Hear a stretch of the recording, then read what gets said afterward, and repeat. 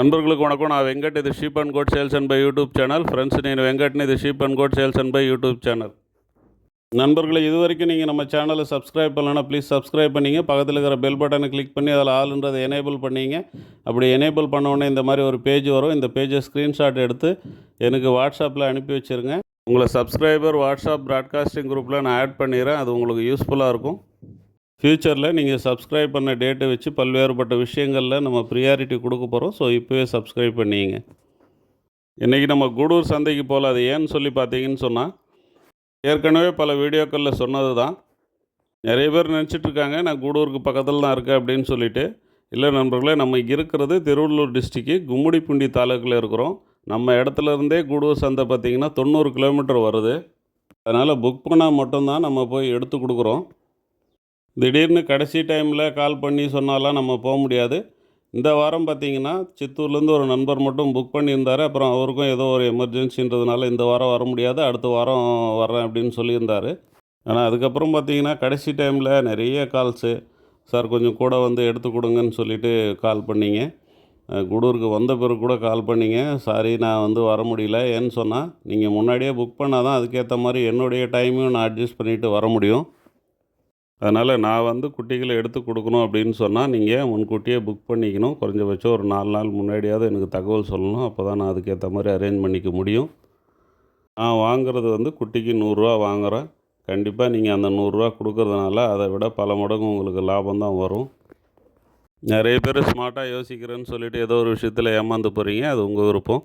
அடுத்த வாரம் சித்தூர்லேருந்து ஒரு நண்பர் எடுக்கணும்னு சொல்லியிருக்காரு. அப்புறம் கிருஷ்ணகிரிலேருந்து ஒரு நண்பர் எடுக்கணும்னு சொல்லியிருக்காரு. இப்போ ஈரோடு பக்கத்தில் ராசிபுரத்துலேருந்து ஒரு நண்பர் எடுக்கணும்னு சொல்லியிருக்காரு. அவர் போன வாரத்துக்கு முந்தின வாரம் நம்ம கூடூர் சந்தையில் குட்டி எடுத்திருந்தார். அவர் வீடியோ கூட நான் போட்டிருந்தேன். சித்தூர்து தவிர மற்ற எதுவும் இன்னும் கன்ஃபார்ம் ஆகலை, சொல்லியிருக்காங்க. இந்த ரூட்டில் யாராவது எடுக்கணும்னு சொன்னால் அவங்க கூட ஜாயின் பண்ணிக்கலாம். அடுத்த வீடியோவுக்கு ஒரு தகவலுன்ற அடிப்படையில் நம்ம டிவார்மிங் பற்றி பார்த்துட்டு வரோம். அந்த அடிப்படையில் இந்த வாரம் 1-2 விஷயங்களை நம்ம பார்க்கலாம். டிவார்மிங் எப்போ கொடுக்கணும் அப்படின்றது முதல்ல பார்க்கலாம்.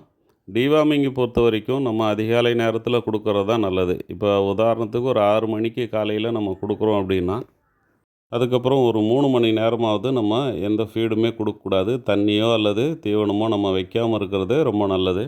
அப்போ தான் அந்த மருந்து வந்து உங்களுக்கு நல்லா வேலை செய்யும்.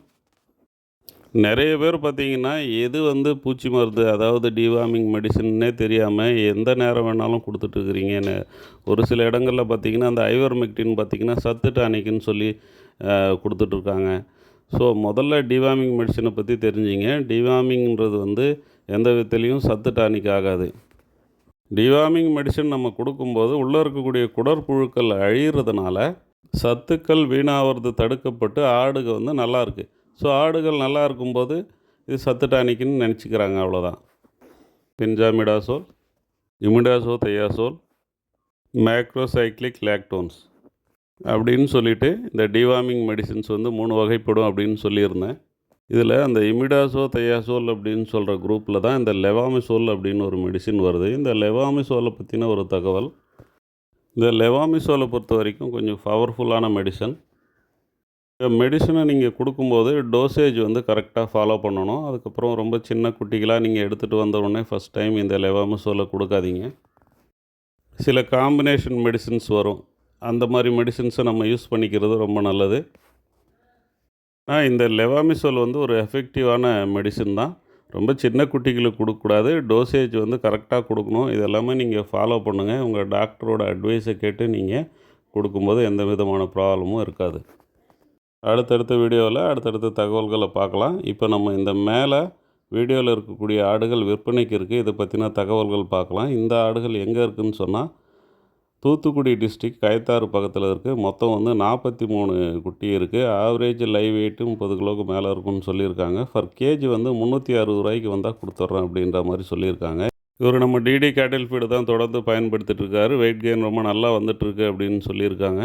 குட்டிகள் கூட அருமையாக இருக்குது. நீங்கள் அடுத்த பக்ரீத்து கூட வச்சு நீங்கள் விற்கலாம். இந்த மாதிரி விலை கம்மியாக கிடைக்கிற நேரங்களில் கொஞ்சம் வெயிட் இருக்கிற குட்டிகளாக வாங்கி பக்ரீத்துக்கு வளர்க்குறது வந்து ரொம்ப சால சிறந்த ஒரு விஷயமா இருக்கும்னு நான் நினைக்கிறேன்.